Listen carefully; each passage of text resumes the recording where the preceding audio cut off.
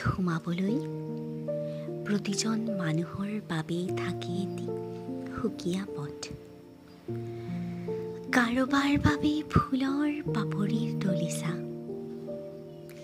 স্বাগতম বুলি বহু উৎকণ্ঠিত পথ। কাৰোবাৰ বাবে কাঁইট, শিলৰ টুকুৰা, চিৰাল ফটা, নিৰস নিথৰ।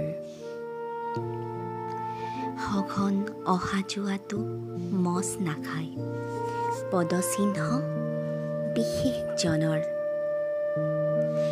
আমি উদযাপন কৰোঁ প্ৰতিটো দিন, ৰাতি, ঋতুৰ আলাপ কিম্বা মায়াময় জোনাক সন্ধ্যাৰ